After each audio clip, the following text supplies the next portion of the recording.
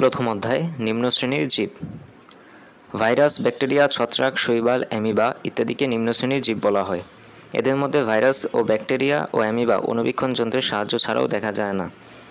এরা অণুজীবের অন্তর্ভুক্ত। কিছু কিছু ছত্রাক ও শৈবাল খালি চোখে দেখা গেলেও অধিকাংশ ছত্রাক ও শৈবাল দেখতে অণুবীক্ষণ যন্ত্রের সাহায্য লাগে। এসব অণুজীব বা আদিজীব মানুষ, গৃহপালিত পশু পাখি ও উদ্ভিদের রোগ সৃষ্টি করে। আবার পরিবেশে এদের অনেক উপকারী ভূমিকাও রয়েছে।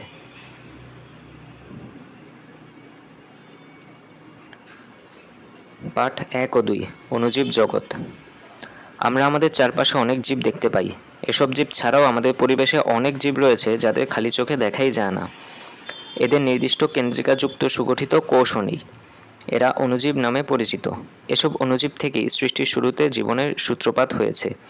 তাই অণুজীবদেরকেও আদিজীব বলা হয়ে থাকে। তোমরা ষষ্ঠ শ্রেণীতে মার্গুলিস ও হুইটেকারের জীবজগতের পঞ্চরাজ্য প্রস্তাবনায় অণুজীব সমূহকে মনেরা, প্রোটিস্টা ও ফাঞ্জাই রাজ্যে দেখতে পেয়েছ। আবার অণুজীব সমূহের শ্রেণীবিভাগ করতে গিয়ে বর্তমানকালে অণুজীব বিজ্ঞানীগণ এ রাজ্যকে 3টি রাজ্যে ভাগ করেছেন। অণুজীব জগৎ: রাজ্য 1 অ্যাকারিওটা, রাজ্য 2 প্রোক্যারিওটা ও রাজ্য 3 ইউক্যারিওটা। রাজ্য 1 অ্যাকারিওটা বা অকোষীয়। এসব অণুজীব এতই ছোট যে তা সাধারণ আলোক অণুবীক্ষণ যন্ত্রের নিচেও দেখা যায় না। এদের দেখতে ইলেকট্রন অণুবীক্ষণ যন্ত্রের প্রয়োজন হয়, যেমন ভাইরাস। রাজ্য 2 প্রোক্যারিওটা বা আদিকোষী। এসব অণুজীবের কোষের কেন্দ্রিকা সুগঠিত নয়, তারাই এ রাজ্যের সদস্য। সুগঠিত কেন্দ্রিকা না থাকায় এদের কোষকে আদিকোষ বলা হয়, যথা ব্যাকটেরিয়া। রাজ্য 3 ইউক্যারিওটা বা প্রকৃতকোষী। যেসব অণুজীব কোষের কেন্দ্রিকা সুগঠিত তাদেরই প্রকৃত কোষ বলে, যেমন শৈবাল, ছত্রাক, প্রোটোজোয়া এ ধরনের অণুজীব। নতুন শব্দ: অ্যাকারিওটা, প্রোক্যারিওটা, ইউক্যারিওটা। অণুজীব ভাইরাস। পাঠ 3 ও 4, ভাইরাস ও ব্যাকটেরিয়া।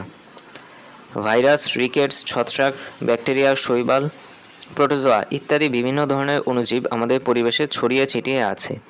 এরা অধিকাংশই আমাদের উপকার করে, তবে কিছু কিছু অণুজীব আছে যারা আমাদের দেহে রোগ সৃষ্টি করে। এবার আমরা কয়েকটি অণুজীব সম্পর্কে জানব। ভাইরাস। ইলেকট্রন অণুবীক্ষণ যন্ত্র ছাড়া ভাইরাসদেরকে দেখা যায় না। এরা সরলতম জীব। ভাইরাসের দেহে কোষ প্রাচীর, প্লাজমা লেমা, সুসংগঠিত নিউক্লিয়াস, সাইটোপ্লাজম ইত্যাদি কিছুই নেই। তাই ভাইরাসের দেহকে অকোষীয়ও বলা হয়। এরা শুধুমাত্র আমিষ আবরণ ও নিউক্লিক অ্যাসিড, ডিএনএ বা আরএনএ নিয়ে গঠিত। এদের আমিষ আবরণ থেকে নিউক্লিক অ্যাসিড বের হয়ে গেলে এরা জীবনের সকল লক্ষণ হারিয়ে ফেলে। তবে অন্য জীবদেহে যেইমাত্র আমিষ আবরণ ও নিউক্লিক অ্যাসিডকে একত্র করা হয়, তখনই এরা জীবনের সব লক্ষণ ফিরে পায়। অর্থাৎ জীবিত জীবদেহ ছাড়া বা জীবদেহের বাইরে এরা জীবনের কোনো লক্ষণ দেখায় না। এ কারণে ভাইরাস প্রকৃত পরজীবী। ভাইরাসদের মধ্যে ব্যাকটেরিওফাজ ভাইরাস একটি পরিচিত ভাইরাস। চিত্রে এদের গঠন এর ধারণা দেওয়া হলো। ভাইরাস গোলাকার, দণ্ডাকার, ব্যাঙাচির ন্যায়, পাউরুটির ন্যায় হতে পারে। ভাইরাস মানবদেহে বসন্ত, হাম, সর্দি, ইনফ্লুয়েঞ্জা ইত্যাদি রোগ সৃষ্টি করে। ধানের টুংরো রোগ ও তামাকের মোজাইক রোগ ভাইরাসের কারণে হয়। বসন্ত, হাম, সর্দি ইত্যাদি বায়ুবাহিত রোগ। ব্যাকটেরিয়া। ব্যাকটেরিয়ার কিছু কথা আমরা পূর্বের শ্রেণীতে জেনেছি, এবার একটু বিস্তারিত জানব। ব্যাকটেরিয়া হলো আদি নিউক্লিয়াসযুক্ত সবুজ অকোষীয় আণুবীক্ষণিক জীব। বিজ্ঞানী অ্যান্টনি ফন লিউয়েনহুক সর্বপ্রথম ব্যাকটেরিয়া দেখতে পান। ব্যাকটেরিয়ার কোষ গোলাকার, দণ্ডাকার, কমাকৃতির, পেঁচানো ইত্যাদি নানা ধরনের হতে পারে।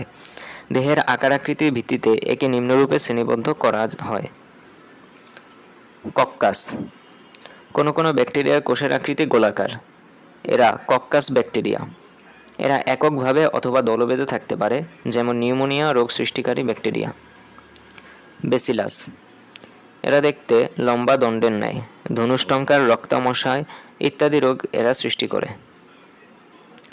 কমা। এরা বাঁকা দণ্ডের ন্যায় আকৃতির ব্যাকটেরিয়া। মানুষের কলেরা রোগের ব্যাকটেরিয়া এ ধরনের। স্পাইরিলাম। এ ধরনের ব্যাকটেরিয়ার আকৃতি পেঁচানো। ব্যাকটেরিয়ার উপকারিতা: মৃত জীবদেহ ও আবর্জনা পচাতে সাহায্য করে। একমাত্র ব্যাকটেরিয়াই প্রকৃতি থেকে মাটিতে নাইট্রোজেন সংরক্ষণ করে। পাট থেকে আঁশ ছাড়াতে ব্যাকটেরিয়া সাহায্য করে। দই তৈরি করতেও ব্যাকটেরিয়ার সাহায্য নিতে হয়। বিভিন্ন জীবন রক্ষাকারী অ্যান্টিবায়োটিক ব্যাকটেরিয়া থেকে তৈরি হয়। ব্যাকটেরিয়া জিন প্রকৌশলের মূল ভিত্তি। কিছু কিছু ক্ষেত্রে জীবের কাঙ্ক্ষিত বৈশিষ্ট্য পাওয়ার জন্য জিনগত পরিবর্তনের কাজে ব্যাকটেরিয়াকে ব্যবহার করা হয়। পাঠ 6, 5 ও 6। ছত্রাক, শৈবাল ও অ্যামিবা। ছত্রাক। ছত্রাক সমাঙ্গদেহী ক্লোরোফিল বিহীন অসবুজ উদ্ভিদ। ক্লোরোফিলের অভাবে এরা সালোক সংশ্লেষণ করতে পারে না, তাই এরা পরভোজী অথবা মৃতভোজী। পরভোজী ছত্রাক বাসি ও পচা খাদ্যদ্রব্য, ফলমূল, শাকসবজি, ভেজা রুটি বা চামড়া, গোবর ইত্যাদিতে জন্মায়। মৃতভোজী ছত্রাক মৃত জীবদেহে বা জৈব পদার্থপূর্ণ মাটিতে জন্মায়। ছত্রাকের অর্থনৈতিক গুরুত্ব। পেনিসিলিন সহ বহু মূল্যবান ঔষধ ছত্রাক থেকে পাওয়া যায়। পাউরুটি তৈরিতে ইস্ট নামক ছত্রাক ব্যবহার করা হয়। ইস্ট ভিটামিন সমৃদ্ধ বলে ট্যাবলেট হিসেবে ব্যবহার করা হচ্ছে। অ্যাগারিকাস নামক এক ধরনের মাশরুম শৌখিন খাদ্য হিসেবে বিবেচিত। বর্তমানে আমাদের দেশ সহ বহু দেশে এর চাষ হয়। আবর্জনা পচিয়ে মাটিতে মেশাতে ছত্রাকের ভূমিকা রয়েছে। মানুষ, জীবজন্তু ও উদ্ভিদে বহু রোগের জন্য দায়ী এই ছত্রাক। দাঁত, ছুলি, ছোলম, মানুষের শ্বাসনালীর প্রদাহ ছত্রাকের সংক্রমণে হয়ে থাকে। ছত্রাক আলুর বিলম্বিত ধপসা রোগ, পাটের কালোপট্টি রোগ, আখের লাল পচা রোগ সৃষ্টি করে। এরা সহজেই কাঠ ও বেত বা বাঁশের আসবাবপত্র পচিয়ে আমাদের ক্ষতি করে। ছত্রাক সংক্রমণ প্রতিরোধকরণ। ছত্রাকজনিত রোগ খুবই ছোঁয়াচে, অর্থাৎ আক্রান্ত ব্যক্তির সংস্পর্শে এলে এ রোগ সংক্রমিত হতে পারে। এসব রোগ থেকে নিরাপদ থাকতে যা করা দরকার তা হলো ছত্রাকজনিত রোগে আক্রান্ত ব্যক্তির ব্যবহৃত জিনিসপত্র, কাপড় চোপড়, চিরুনি, টুপি, স্যান্ডেল ব্যবহার না করা, ছত্রাকজনিত রোগে আক্রান্ত ব্যক্তির সংস্পর্শে কম আসা, ছত্রাক আক্রান্ত উদ্ভিদে ঔষধ ছিটানো বা উদ্ভিদের তুলে পুড়িয়ে ফেলা। শৈবাল। সমাঙ্গবর্গের ক্লোরোফিলযুক্ত ও স্বভোজী উদ্ভিদরাই শৈবাল। এরা মাটি, পানি ও অন্যান্য গাছের ওপর জন্মায়। সবুজ ছাড়াও লাল, বাদামি ইত্যাদি রঙের শৈবাল দেখা যায়। স্পাইরোগাইরা নামক শৈবাল বেশিরভাগ জলাশয়ে পাওয়া যায়। শৈবালের উপকারিতা। আইসক্রিম তৈরিতে সামুদ্রিক শৈবালজাত অ্যালজিন ব্যবহৃত হয়। সামুদ্রিক শৈবাল আয়োডিন ও পটাশিয়ামের একটি ভালো উৎস। মৎস্য চাষে শৈবাল খাদ্য হিসেবে ব্যবহৃত হয়। শৈবালের অপকারিতা। মানুষ ও উদ্ভিদের নানা রোগ সৃষ্টিতে শৈবাল দায়ী। যেমন এক ধরনের শৈবাল চা পাতার রেড ব্লাস্ট রোগ সৃষ্টি করে। জলাশয়ে শৈবালের আধিক্য দেখা দিলে জলজ প্রাণী ও মাছ অক্সিজেনের অভাবে মারা যেতে পারে। অ্যামিবা। প্রোটিস্টা রাজ্যের সদস্য অ্যামিবা এককোষী প্রাণী। এদের দেহ ক্ষুদ্রাকার। অণুবীক্ষণ যন্ত্র ছাড়া এদের দেখা যায় না। এরা প্রয়োজনে দেহের আকার পরিবর্তন করে থাকে। এদের দেহ থেকে আঙুলের মতো তৈরি অভিক্ষেপকে ক্ষণপথ বলে। এর সাহায্যে অ্যামিবা খাদ্য গ্রহণ ও চলাচল করে। এদের দেহে পানি গহ্বর, খাদ্য গহ্বর ও সংকোচন গহ্বর থাকে। এদের সারা দেহ একটি পাতলা স্বচ্ছ পর্দা দ্বারা ঘেরা থাকে। একে প্লাজমালেমা বলে। অ্যামিবা পানিতে, স্যাঁতস্যাঁতে মাটিতে, পুকুরের তলায় পচা জৈব আবর্জনার মধ্যে জন্মায়। পাঠ 7। অ্যান্টামিবা। আমাশয় রোগ সাধারণত দুই ধরনের হয়, অ্যামিবিক ও ব্যাসিলারি। ব্যাসিলারি আমাশয়ের কারণ এক ধরনের ব্যাসিলাস ব্যাকটেরিয়া। অ্যান্টামিবা নামক এক ধরনের এককোষী প্রাণীর আক্রমণে অ্যামিবিক আমাশয় হয়ে থাকে। অ্যান্টামিবা। অ্যান্টামিবা প্রতিষ্ঠা রাজ্যভুক্ত আরেক ধরনের এককোষী জীব। খালি চোখে এদের দেখা যায় না। এদের দেহে কোনো নির্দিষ্ট আকৃতি নেই, কারণ এরাও সর্বদাই অ্যামিবার মতো আকার আকৃতি পরিবর্তন করতে থাকে। এদের দেহ স্বচ্ছ জেলির ন্যায়, তবে কখনো কখনো প্রতিকূল পরিবেশে এরা গোলাকার শক্ত আবরণে নিজেদের দেহ ঢেকে ফেলে। এই অবস্থাকে বলা হয় সিস্ট।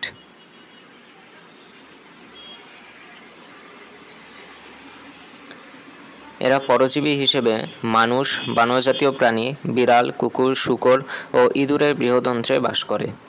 অ্যান্টামিবা এক ধরনের আমাশয় রোগের জন্য দায়ী। অ্যান্টামিবা কোষ বিভাজন ও অণুবীজ সৃষ্টির মাধ্যমে বংশবৃদ্ধি করে।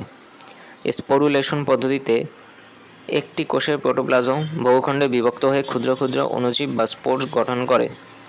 অনুকূল পরিবেশে এরা প্রত্যেকে নতুন নতুন অ্যামিবা হিসেবে বড় হয়। রোগী রোগ জীবাণুটির কোনো লক্ষণ ছাড়াই বহন করে। অ্যামিবিক আমাশয় সম্পূর্ণরূপে নিরাময় করা খুব কঠিন। উপযুক্ত চিকিৎসকের পরামর্শ নিয়ে ওষুধ খেলে এ রোগ সেরে যায়। পাঠ 8 ও 9 স্বাস্থ্য ঝুঁকি সৃষ্টিতে অণুজীবের ভূমিকা।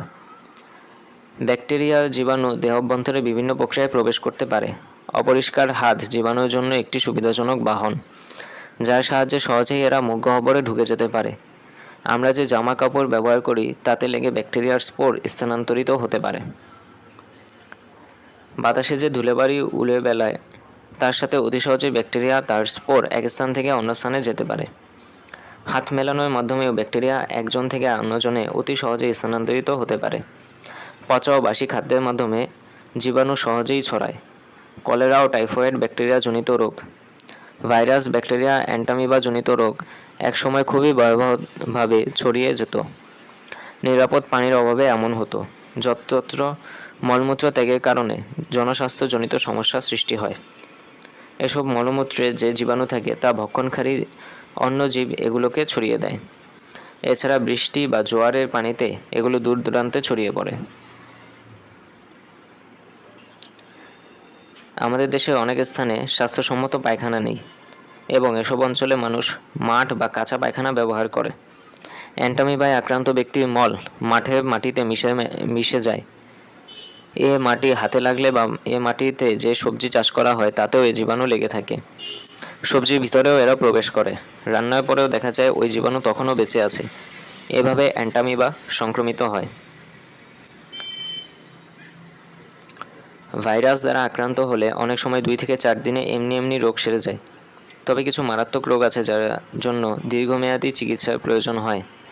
হাঁচি, কফ, থুতু ও কাশির মাধ্যমে সর্দি কাশির ভাইরাস ছড়ায়। সংস্পর্শ দ্বারা উদ্ভিদের মোজাইক রোগ ছড়ায়। আবার এইডস রোগ একবার হলে আর নিরাময় হয় না। অসুস্থ রোগের রক্ত গ্রহণ, মাদক গ্রহণ, এক সুই থেকে বহু লোকের ইনজেকশন গ্রহণ, অসামাজিক কর্মকাণ্ড এ রোগ ছড়ায়। মামস, হাম, বসন্ত ইত্যাদি খুবই কষ্টকর রোগ। ভাইরাসজনিত এসব রোগ বাতাসের মাধ্যমে ছড়ায় এবং আমাদের শ্বাসনালীতে প্রবেশ করে। এভাবে নানা মাধ্যমে ভাইরাস সুস্থ দেহে প্রবেশ করে। পাঠ 10 মানবদেহে অণুজীব সৃষ্ট স্বাস্থ্য ঝুঁকি প্রতিরোধ ও প্রতিকার। ভাইরাস, ব্যাকটেরিয়া, ছত্রাক ও অ্যান্টামিবা যেসব রোগ সৃষ্টি করে তার প্রতিরোধ ও প্রতিকার করতে হলে সম্মিলিতভাবে স্বাস্থ্য রক্ষার নিয়মগুলো যত্ন সহকারে পালন করতে হবে। মনে রাখতে হবে, দুর্বল স্বাস্থ্যের ব্যক্তি রোগাক্রান্ত হওয়ার ঝুঁকি বেশি বহন করে। তাই সকলের উচিত সুষম খাদ্য প্রয়োজনের মতো নিয়মিত গ্রহণ করা। শুধু মাংস আর মাছ খেলে সুষম খাদ্যের ঘাটতি পূরণ হয় না। একই সাথে তাজা শাকসবজি, ফলমূল খেলে তবেই সুষম খাদ্যের ঘাটতি পূরণ হয়। ভিটামিন ও খনিজ লবণ সুস্বাস্থ্য ও রোগ প্রতিরোধের জন্য খুবই গুরুত্বপূর্ণ।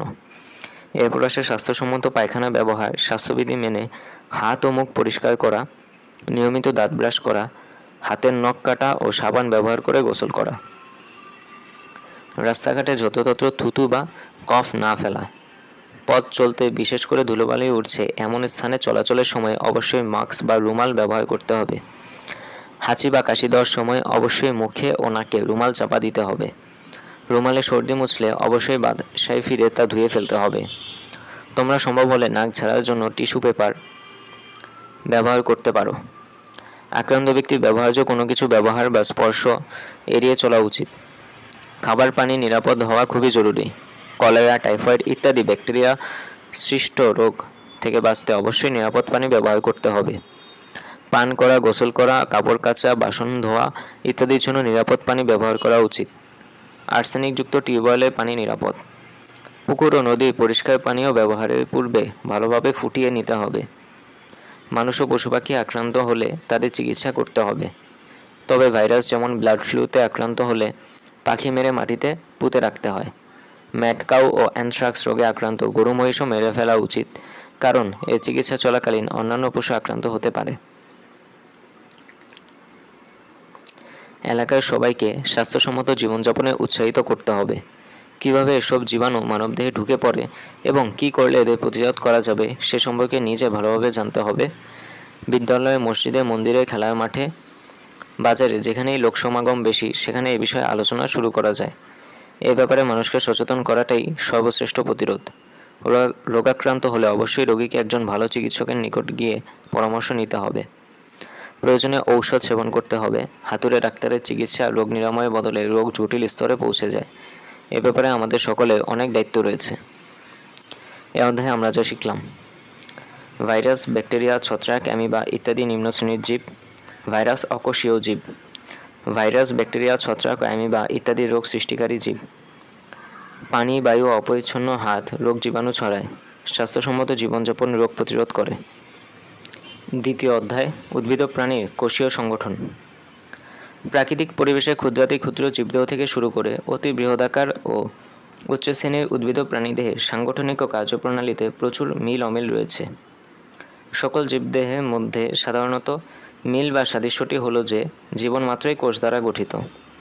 বিগত কয়েকশো বছর ধরে বিজ্ঞানীগণ নিরলস প্রচেষ্টায় কোষের গঠন, আকৃতি, প্রকৃতি ও অন্যান্য বিষয়ে প্রচুর গবেষণামূলক কাজ করেছেন। একটি জীবদেহের সকল কোষের গঠন প্রকৃতি একরকম নয়, বরং ভিন্ন। আমরা এ পরিচ্ছেদে কোষের গঠন বর্ণনা করব, কিন্তু নিম্নে বর্ণিত সকল অঙ্গাণু একসাথে এক কোষে পাওয়া যায় না। তাই মোটামুটি সব ধরনের কোষে যেসব ক্ষুদ্র অঙ্গাণু পরিলক্ষিত হয় সেগুলোকে বর্ণনার জন্য একটি কোষের আওতায় এনে উপস্থাপন করা হয়েছে। প্রথম দিকে যৌগিক অণুবীক্ষণ যন্ত্রের সাহায্যে জীববিজ্ঞানীরা কোষের যে ধারণা পেয়েছিলেন তা ইলেকট্রন অণুবীক্ষণ যন্ত্র আবিষ্কারের পর আরও সুস্পষ্ট ও বিস্তারিত হয়েছে। সেই আলোকে আদর্শ কোষের আলোচনা করা হলো। পাঠ 1 ও 2। একটি উদ্ভিদ কোষের বর্ণনা। প্রতিটি জীবদেহ এক বা একাধিক কোষ দিয়ে গঠিত হয়। একটি আদর্শ উদ্ভিদ কোষ প্রধানত দুটি অংশ দিয়ে গঠিত: কোষ প্রাচীর ও প্রোটোপ্লাজম। কোষ প্রাচীর। উদ্ভিদ কোষের ক্ষেত্রে কোষঝিল্লির বাইরে জড় পদার্থ দিয়ে তৈরি একটি পুরু প্রাচীর থাকে। একে কোষ প্রাচীর বলে। এটির সেলুলোজ দ্বারা গঠিত। প্রাণী কোষে এ ধরনের প্রাচীর থাকে না।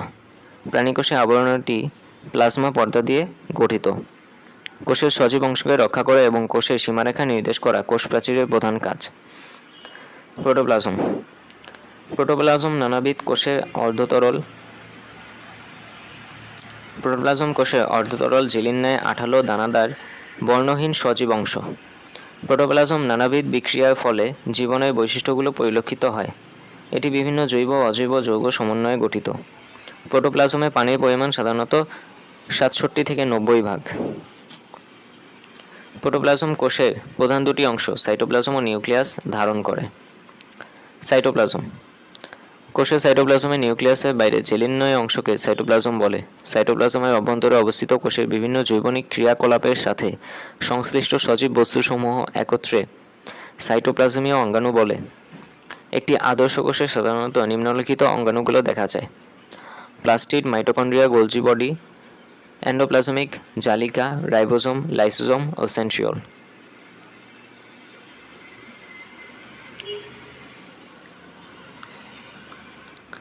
কোষ গহ্বর। কোষের সজীব অঙ্গাণু ও নির্জীব বস্তুসমূহ সাইটোপ্লাজমের ধাত্রে থাকে। উদ্ভিদ কোষের নির্জীব বস্তুসমূহের মধ্যে আছে বিভিন্ন রকমের সঞ্চিত পদার্থ, বর্জ্য পদার্থ ও ক্ষরিত পদার্থ।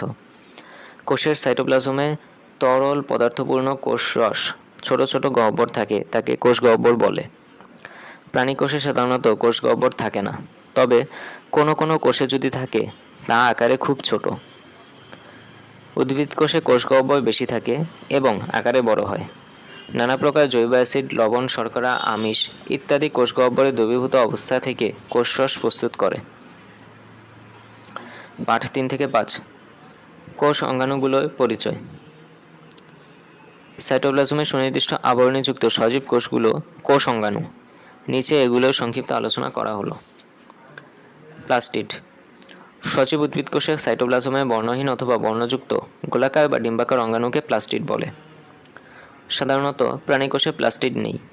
এই অঙ্গাণুটি উদ্ভিদ কোষের এক অনন্য বৈশিষ্ট্য। প্লাস্টিড উদ্ভিদের খাদ্য সংশ্লেষে, বর্ণ গঠনে এবং খাদ্য সঞ্চয়ে মুখ্য ভূমিকা পালন করে। রঞ্জক পদার্থের উপস্থিতি ও অনুপস্থিতির উপর নির্ভর করে প্লাস্টিডকে প্রধানত দুই ভাগে ভাগ করা হয়েছে: ক্রোমোপ্লাস্টিড বা বর্ণযুক্ত প্লাস্টিড এবং লিউকোপ্লাস্টিড বা বর্ণহীন প্লাস্টিড। ক্রোমোপ্লাস্টিড দুই রকম: ক্লোরোপ্লাস্ট ও ক্রোমোপ্লাস্ট। এদের মধ্যে 3টি অংশ পরিলক্ষিত হয়: আবরণী, স্ট্রোমা ও গ্রানা। প্লাস্টিডের মধ্যে ক্লোরোপ্লাস্টের সবুজ বর্ণযুক্ত ক্লোরোফিল নামক রঞ্জক পদার্থ থাকায় সবুজ বর্ণ ধারণ করে। সালোক সংশ্লেষণে সহায়তা করা এর প্রধান কাজ। ক্রোমোপ্লাস্ট ফুলের পাপড়ি ও ফলের ত্বকে বিভিন্ন রং বর্ণ বৈচিত্র্য সৃষ্টি করে। সবুজ ফল পাকার সময় ক্লোরোপ্লাস্টে ক্রোমোপ্লাস্ট রূপান্তরিত হয়ে বর্ণ বৈচিত্র্য সৃষ্টি করে। টমেটোর যে লাল টকটকে রং দেখো তা এ ক্রোমোপ্লাস্টের লাইকোপেন নামক রঞ্জক পদার্থের জন্য হয়। ক্রোমোপ্লাস্টে লাল, কমলা, হলুদ বর্ণে ক্যারোটিনয়েড নামক রঞ্জক পদার্থ থাকে। উদ্ভিদের যেসব অংশে আলো পৌঁছায় না সেসব অংশের কোষে লিউকোপ্লাস্টিড থাকে। যেমন মূলের কোষের প্লাস্টিড সূর্যালোকের প্রভাবে এই প্লাস্টিডগুলো রূপান্তরিত হয়ে ক্লোরোপ্লাস্টে পরিণত হয়। তোমরা নিশ্চয়ই লক্ষ্য করে থাকবে, যদি সবুজ দূর্বাঘাস ইট দিয়ে কিছুদিন ঢাকা থাকে তবে ঘাসগুলো সাদা হয়ে যায়, কারণ ক্লোরোপ্লাস্টগুলো লিউকোপ্লাস্টে রূপান্তরিত হয়ে যায়।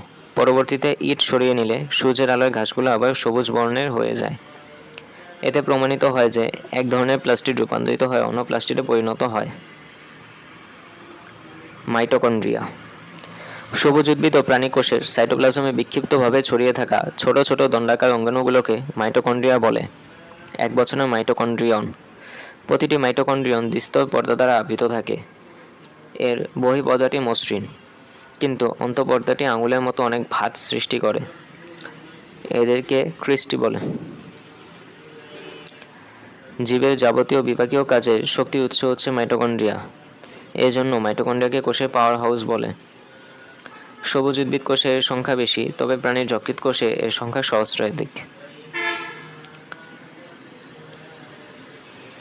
Golgi body.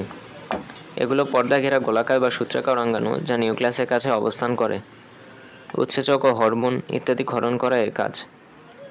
সেন্ট্রিওল। প্রাণীকোষে নিউক্লিয়াসের কাছে দুটি ফাঁপা নলাকার ও দণ্ডাকার অঙ্গাণু দেখা যায়, তাদেরকে সেন্ট্রিওল বলে। সেন্ট্রিওল সাধারণত একটি স্বচ্ছ দানাবিহীন সাইটোপ্লাজম দ্বারা আবৃত থাকে। এই অংশকে সেন্ট্রোজোম বলে। উদ্ভিদ কোষে সেন্ট্রিওল সাধারণত থাকে না, তবে নিম্ন শ্রেণীর উদ্ভিদ কোষ যেমন ছত্রাকে থাকে। প্রাণীকোষ বিভাজনের সময় অ্যাস্টারে গঠন করা সেন্ট্রিওলের প্রধান কাজ। নিউক্লিয়াস। প্রোটোপ্লাজমের পর্দা দিয়ে বেষ্টিত সর্বাপেক্ষা ঘন বস্তুকে নিউক্লিয়াস বলে। প্রতিটি নিউক্লিয়াস 4টি অংশের সমন্বয়ে গঠিত হয়: নিউক্লিয়ার মেমব্রেন বা নিউক্লিয়ার পর্দা, নিউক্লিওলাস, নিউক্লিক জালিকা ও নিউক্লিওপ্লাজম। নিউক্লিয়াসের ভৌত গঠন পরীক্ষায় প্রকৃত সময়ে কোষ বিভাজনের পূর্ব মুহূর্তে ইন্টারফেস দশায়। নিউক্লিয়াসের 4টি অংশ নিচে আলোচনা করা হলো। নিউক্লিয়ার পর্দা। সজীব ও দ্বিস্তর বিশিষ্ট পর্দা দিয়ে প্রতিটি নিউক্লিয়াস আবৃত থাকে, তাকে নিউক্লিয়ার পর্দা বলে। নিউক্লিয়ার পর্দা অসংখ্য ছিদ্রযুক্ত। এসব ছিদ্রের নাম নিউক্লিয়ার রন্ধ্র। নিউক্লিয়ার পর্দা সাইটোপ্লাজমের সাথে নিউক্লিয়াসের বিভিন্ন বস্তু যোগাযোগ রক্ষা করে এবং নিউক্লিয়াসকে রক্ষণাবেক্ষণ করে। নিউক্লিওপ্লাজম। নিউক্লিয়াসের অভ্যন্তরস্থ নিউক্লিয়ার মেমব্রেন দিয়ে আবৃত স্বচ্ছ দানাদার জেলির মতো অর্ধতরল পদার্থটির নাম নিউক্লিওপ্লাজম বা ক্যারিওলিম্ফ। এটি নিউক্লিয়াস ও ক্রোমোজোমের মাতৃকা বা ধারক হিসেবে কাজ করে এবং নিউক্লিয়াসের জৈবনিক কার্যাবলী নিয়ন্ত্রণ করে। নিউক্লিওলাস। নিউক্লিয়াসের অভ্যন্তরে অবস্থিত ক্ষুদ্র গোলাকার উজ্জ্বল অপেক্ষাকৃত ঘন বস্তুটি নিউক্লিওলাস নামে পরিচিত। সাধারণত প্রতিটি নিউক্লিয়াসে একটি নিউক্লিওলাস থাকে। নিউক্লিয় জালিকা বা ক্রোমাটিন তন্তু। নিউক্লিওপ্লাজমে ভাসমান অবস্থায় পেঁচানো সুতার মতো গঠনটি নিউক্লিয় জালিকা বা ক্রোমাটিন জালিকা নামে পরিচিত। কোষ বিভাজনের সময় তন্তুময় গঠনটি কতগুলো টুকরায় পৃথক হয়ে যায়। প্রতিটি টুকরাকে ক্রোমোজোম বলা হয়। পাঠ 6 ও 7। উদ্ভিদ টিস্যুর বৈশিষ্ট্য ও কাজ। জীবদেহ এককোষী বা বহুকোষী হতে পারে। যেসব জীবের দেহ একটি কোষ দিয়ে গঠিত তারা এককোষী। একটিমাত্র কোষ দিয়ে এদের পুষ্টি, রেচন, জনন, শ্বসন ইত্যাদি যাবতীয় জৈবিক কাজ সম্পন্ন হয়। বহুকোষ নিয়ে গঠিত জীবদেহকে বহুকোষী জীব বলে। বহুকোষী জীবদেহ গঠনকারী টিস্যুগুলোর মধ্যে একদিকে যেমন শ্রেণীবিন্যাস ঘটে, তেমনি অপরদিকে শ্রম বিভাজনও হয়ে থাকে। কারণ যদি সকল কোষে একই সাথে একই রকমভাবে জৈবনিক কাজ সম্পন্ন করত, তাহলে জীবদেহের গঠন বৈচিত্র্য, শরীরবৃত্তীয় ও জৈবিক কাজগুলোকে নানা রকম বিশৃঙ্খলা দেখা দিত। এতে সুষ্ঠু জৈবিক ধারা বজায় থাকত না। সুষ্ঠু জৈবিক ক্রিয়া ও সুষ্ঠু জীবনধারা রক্ষায় বিভিন্ন প্রকার কোষের সমবেতভাবে বা একত্রে কাজ করার জন্য জীবদেহ গুচ্ছাকারে থাকে। উৎপত্তি দিক থেকে এই রকম কতগুলো কোষ আয়তনে বা আকৃতিতে অভিন্ন বা ভিন্ন হওয়া সত্ত্বেও যদি দলগতভাবে অবস্থান করে, একই ধরনের কাজ করে, তখন সেই দলবদ্ধ কোষগুলোকে টিস্যু বলে। উদ্ভিদ টিস্যু। উদ্ভিদ ও প্রাণীদেহে বিভিন্ন প্রকার টিস্যু দিয়ে গঠিত। এক এক ধরনের টিস্যু এক এক ধরনের কাজ সম্পন্ন করে। বিভাজন ক্ষমতা অনুসারে টিস্যু প্রধানত দুই রকমের: ভাজক টিস্যু ও স্থায়ী টিস্যু। ভাজক টিস্যু। উদ্ভিদ দেহে যেসব টিস্যু কোষের বিভাজন ক্ষমতা রয়েছে সেগুলোকে ভাজক টিস্যু বলে। ভাজক টিস্যু উদ্ভিদের বর্ধনশীল অঙ্গে অবস্থান করে, বিশেষত কাণ্ড ও মূলের অগ্রভাগে অবস্থান করে। ভাজক টিস্যুর কাজ। ক্রমাগত বিভাজনের ফলে ভাজক টিস্যু নতুন নতুন কোষ ও টিস্যু সৃষ্টি করে। এটি উদ্ভিদের দৈর্ঘ্যে প্রস্থে বৃদ্ধি ঘটায়। ভাজক টিস্যুর উৎপত্তি ঘটায়। স্থায়ী টিস্যু। ভাজক টিস্যু থেকে উৎপন্ন বিভাজন ক্ষমতাহীন প্রায় নির্দিষ্ট আকৃতিযুক্ত পরিণত টিস্যুকে স্থায়ী টিস্যু বলে। উদ্ভিদের প্রায় সর্বত্র স্থায়ী টিস্যু দেখা যায়। স্থায়ী টিস্যুর কাজ: খাদ্য প্রস্তুত ও পরিবহন করা, দেহ গঠন ও উদ্ভিদকে দৃঢ়তা প্রদান করা। পাঠ 8 থেকে 10। প্রাণী টিস্যুর বৈশিষ্ট্য ও কাজ। আমরা কিভাবে হাঁটাচলা করি, কিভাবে খাবার খাই, কিভাবে শ্বাস প্রশ্বাস নেই লক্ষ্য করো। এই কাজগুলো যেমন আলাদা তেমনি ভিন্ন প্রকৃতির। আমরা পা দিয়ে হাঁটি, হাত দিয়ে লিখি, মুখ দিয়ে খাবার খাই, দাঁত দিয়ে খাবার চিবাই। এই কাজগুলো করে আলাদা আলাদা অঙ্গ। এই অঙ্গগুলোর কোষের গঠন ও কাজ আলাদা। আমাদের দেহে হাড়, মাংস, মস্তিষ্ক ইত্যাদি অনেকগুলো কোষ দিয়ে তৈরি, যাদের গঠন ও কাজ ভিন্ন প্রকৃতির। বহুকোষী প্রাণীতে এভাবে অনেকগুলো কোষ যখন কোনো নির্দিষ্ট কাজ করে, তখন এদের কোষগুলোকে একত্রে টিস্যু বা কলা বলা হয়। এসব কোষের উদ্দেশ্য এক হলেও এদের আকার, আয়তন ও গঠন ভিন্ন হতে পারে। এটা নির্ভর করে টিস্যু ও কোষের কাজের ধরনের ওপর। প্রাণীদেহ বিভিন্ন প্রকার টিস্যু নিয়ে গঠিত। টিস্যু সাধারণত 4 ধরনের হয়: আবরণী টিস্যু, যোজক টিস্যু, পেশি টিস্যু ও স্নায়ু টিস্যু। আবরণী টিস্যু বা এপিথেলিয়াল টিস্যু। যে টিস্যু দেহের খোলা অংশ ঢেকে রাখে এবং দেহের ভিতরকার আবরণ তৈরি করে তাকে আবরণী টিস্যু বলে। আমাদের ত্বকের বাইরের আবরণ, মুখ গহ্বরের ভেতরের আবরণ ইত্যাদি আবরণী টিস্যু দিয়ে গঠিত। দেহের বিভিন্ন গ্রন্থিগুলো আবরণী টিস্যু দিয়ে তৈরি। আবরণী টিস্যুর বৈশিষ্ট্য: আবরণী টিস্যুগুলো এক বা একাধিক স্তরে সাজানো থাকে। কোষগুলো একটি পাতলা ভিত্তি পর্দার ওপর সাজানো থাকে। এই ধরনের কলাতে কোনো আন্তঃকোষীয় ধাত্র বা ম্যাট্রিক্স থাকে না। কাজ: এই টিস্যু দেহের ভেতরের ও বাইরের অঙ্গগুলোকে আঘাত থেকে রক্ষা করে। পাকস্থলীয় অন্ত্রের আবরণী কলা পাচক রস ক্ষরণ করে। পেশি টিস্যু বা মাস্কুলার টিস্যু। দেহের কোনো কোনো পেশি আমরা ইচ্ছামতো চালনা করতে পারি, যেমন হাত ও পায়ের পেশি। এই পেশিগুলো আমরা যেভাবে চালাতে চাই সেভাবেই চলে। আবার দেহের কোনো কোনো পেশি আমরা ইচ্ছামতো চালনা করতে পারি না। এ ধরনের পেশি তাতে ইচ্ছামতো চলে, যেমন পাকস্থলীর পেশি।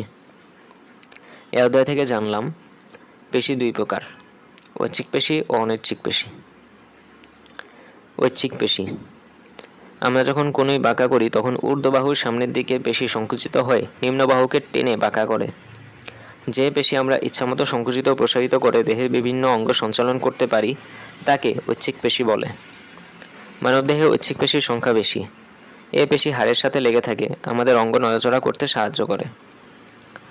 অনৈচ্ছিক পেশি: আমাদের খাদ্যনালীতে খাদ্য পরিবহনের দায়িত্ব পালন করছে অন্ত্রের পেশি। এ ধরনের পেশির ওপর আমাদের কোনো নিয়ন্ত্রণ নেই, অর্থাৎ যেসব পেশি আমাদের ইচ্ছামতো সংকুচিত হয় না তাদের অনৈচ্ছিক পেশি বলে। হৃৎপেশি নামক আরেক ধরনের বিশেষ অনৈচ্ছিক পেশি আছে। এ পেশি নিজ ছন্দে পর্যায়ক্রমিক সংকুচিত ও স্বাভাবিক হয়ে দেহের রক্ত সঞ্চালন করছে। শুধু হৃৎপিণ্ড এ পেশি দ্বারা গঠিত। পেশির কাজ: দেহের আকৃতি দান করা ও অস্থি সঞ্চালনে সহায়তা করা, নড়াচড়া ও চলাচলে সাহায্য করা, দেহের ভেতরের অঙ্গগুলোকে রক্ষা করা। হৃৎপেশি রক্ত সঞ্চালনে সহায়তা করে। পার্ট 11। যোজক টিস্যু বা কানেকটিভ টিস্যু। যোজক টিস্যু প্রাণীদেহে বিভিন্ন টিস্যু অঙ্গের মধ্যে সংযোগ সাধন করে। এ টিস্যু প্রধানত কঠিন, তরল ও মেদময় হয়, যেমন রক্ত, হাড়, তরুণাস্থি, মেদময় কলা ইত্যাদি যোজক টিস্যুর উদাহরণ। যোজক কলার কাজ। হাড়ের গঠনের একটি প্রধান উপাদান হলো ক্যালসিয়াম। হাড় দেহের কাঠামো গঠন করে, দেহের ভার বহন করে ও দৃঢ়তা দান করে। পেশিবন্ধনী বা টেন্ডন পেশিকে হাড়ের সাথে যুক্ত করে। মেদকলা স্নেহ পদার্থ সঞ্চিত রাখে। তন্তুময় যোজক টিস্যু ফুসফুস ও রক্তনালীর প্রাচীরে সংকোচন ও প্রসারণে সহায়তা করে। তরুণাস্থি হাড়ের চেয়ে নরম, অন্যান্য টিস্যুর চেয়ে বেশি চাপ ও টান সহ্য করতে পারে। যেমন নাক ও কানের তরুণাস্থি রক্ত, বিভিন্ন দ্রব্যাদি, অক্সিজেন, খাদ্য রেচন পদার্থ দেহের এক স্থান থেকে অন্য স্থানে পরিবহন করে। এছাড়া রক্ত রোগ জীবাণুর আক্রমণ প্রতিরোধ করে। রক্ত তরল যোজক কলা। স্নায়ু টিস্যু বা নার্ভ টিস্যু। প্রাণীদেহের যে কলা উদ্দীপনায় সাড়া দিয়ে উপযুক্ত প্রতিবেদন সৃষ্টি করতে পারে তাকে স্নায়ু টিস্যু বা নার্ভ টিস্যু বলে। স্নায়ু টিস্যুর একক হচ্ছে স্নায়ুকোষ বা নিউরন। মস্তিষ্ক অসংখ্য স্নায়ুকোষ বা নিউরন দিয়ে তৈরি। প্রতিটি নিউরন 3টি অংশ দিয়ে গঠিত, যথা কোষদেহ, ডেনড্রন ও অ্যাক্সন। স্নায়ু টিস্যুর কাজ। দেহের বিভিন্ন ইন্দ্রিয় ও সংবেদন গ্রহণকারী অঙ্গ থেকে গৃহীত উদ্দীপনা মস্তিষ্কে প্রেরণ করে।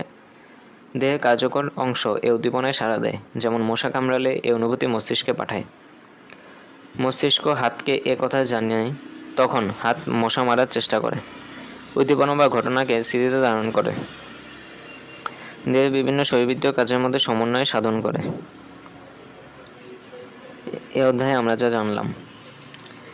জীবদেহের গঠনগত কার্যগত এককের নাম কোষ। বিজ্ঞানী রবার্ট হুক প্রথম কোষ আবিষ্কার করেন। কোষ মধ্যস্থ সম্পূর্ণ সজীব অংশকে প্রোটোপ্লাজম বলে। সাইটোপ্লাজমের মধ্যে অবস্থিত সজীব অঙ্গাণুগুলোর নাম যথাক্রমে নিউক্লিয়াস, প্লাস্টিড, মাইটোকন্ড্রিয়া, গোলজি বস্তু, সেন্ট্রিওল ইত্যাদি। প্লাস্টিড 3 প্রকার: ক্লোরোপ্লাস্ট, ক্রোমোপ্লাস্টিড ও লিউকোপ্লাস্টিড।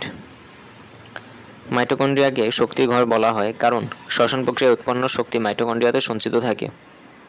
উৎপত্তির দিক থেকে এক হয়ে সম আকৃতির অথবা ভিন্ন আকৃতির কোষগুলো যদি দলগতভাবে একই ধরনের কাজ করে, তখন সেই দলবদ্ধ কোষগুচ্ছকে টিস্যু বলে। টিস্যু প্রধানত 2 প্রকার: ভাজক টিস্যু ও স্থায়ী টিস্যু। ভাজক থেকে স্থায়ী টিস্যু উৎপত্তি। যে টিস্যুর কোষগুলো ক্রমাগত বিভাজিত হয়ে নতুন কোষ সৃষ্টি করে তাকে ভাজক টিস্যু বলে। ভাজক টিস্যু থেকে উৎপন্ন বিভাজন ক্ষমতাহীন নির্দিষ্ট আকৃতিযুক্ত পরিণত টিস্যুকে স্থায়ী টিস্যু বলে। হৃৎপেশি এক ধরনের বিশেষ অনিচ্ছিক পেশি। রক্ত এক ধরনের যোজক কলা।